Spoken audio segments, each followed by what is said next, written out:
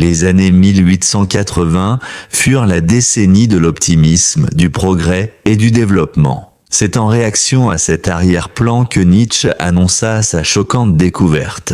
Le plus grand récent événement, à savoir que Dieu est mort, que la croyance au Dieu chrétien est tombée en discrédit, commence dès maintenant à étendre son ombre sur l'Europe. Nietzsche pensait qu'il faudrait encore plusieurs siècles pour que ce difficile message devienne une part de l'expérience européenne, mais qu'alors toutes essais et valeurs traditionnelles auraient perdu leur force de contrainte.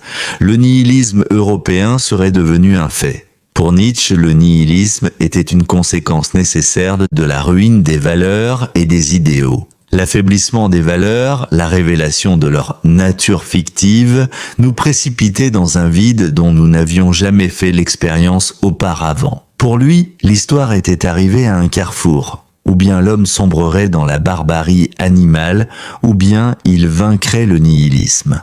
Mais le nihilisme ne peut être vaincu qu'en étant vécu jusqu'à sa conclusion la plus extrême, puis transformé en son contraire. La pensée de Nietzsche est censée dégager la voie pour quelque chose d'inconnu à venir. Elle est ainsi difficile à classifier. Il se range parmi des penseurs comme Pascal, Kierkegaard, Marx et Dostoïevski.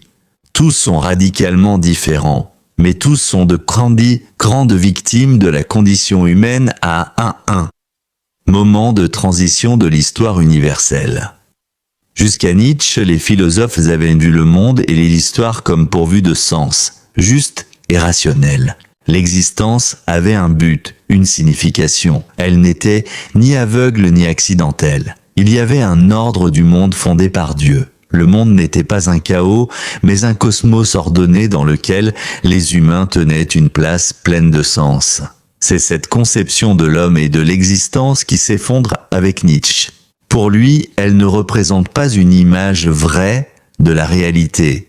Les conceptions philosophiques et religieuses du monde ne sont que des expressions du besoin de l'homme d'éviter le chaos.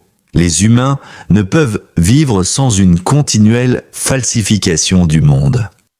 Cette conception du monde comme chaos reflète une tendance fondamentale de la philosophie nietzschéenne. Le monde ne répond pas à un plan, c'est un jeu joué par le destin. Pour l'énoncer autrement, notre pensée exige toujours une forme et une structure strictement logique, mais la réalité n'a pas de forme, elle est chaotique. La menace du chaos nous force à créer de la signification et ainsi à devenir des artistes métaphysiques. Nous donnons forme à notre existence et y ajoutons signification et but afin de survivre. Les systèmes philosophiques et les conceptions du monde ne sont que des fictions qui servent à la protéger. Mais les hommes ont une aptitude particulière à l'oubli. La structure que nous ajoutons au monde en vient graduellement à être comprise comme sa propre structure, comme un ordre créé par Dieu. C'est un présupposé de paix et de sécurité. Comme Dieu perd sa valeur et son autorité, nous cherchons pour le remplacer d'autres étoiles susceptibles de nous guider. L'impératif catégorique, la raison hégélienne, le but de l'histoire, etc. Le nihilisme est une façon de penser et une condition psychologique qui surgit directement comme conséquence du soupçon selon lequel il n'y a en réalité aucune autorité morale interne ni externe. Le sentiment d'absence de valeur nous frappe quand nous nous rendons compte que l'existence ne peut s'interpréter par des concepts comme ceux de but, de unité, de fin et de vérité. Ces catégories porteuses de valeur sont celles que nous avons nous-mêmes ajoutées au monde et quand nous les abandonnons, le monde apparaît sans valeur. Il pourrait être approprié d'interpréter cela comme une forme de aliénation philosophique dans la lignée de Feuerbach et de Marx. Les systèmes métaphysiques sont des expressions de l'aliénation philosophique de l'homme. Nietzsche veut par conséquent rendre aux humains ce dont ils ont été aliénés.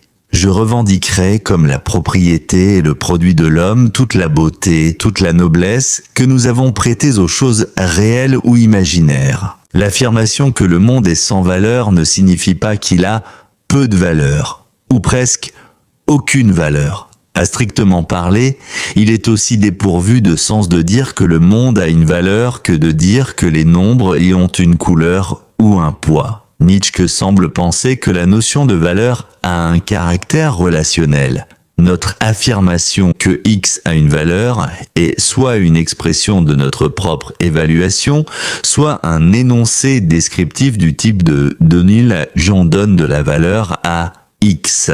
Affirmer que X a de la valeur en lui-même est pour Nietzsche une proposition dépourvue de sens. Par nihilisme, Nietzsche entend ainsi une vision du monde complètement désenchantée.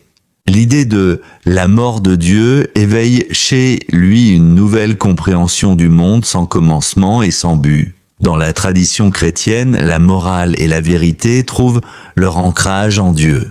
Par conséquent, si Dieu est mort, le fondement de la morale et de la vérité est parti. Rien n'est vrai, tout est permis. Le nihilisme n'est pas toutefois le dernier mot de Nietzsche. Zarathustra, son personnage, doit vaincre Dieu. Le nihilisme est le vide existentiel. Il y a une condition, laisser derrière nous nos mensonges vitaux, utiles.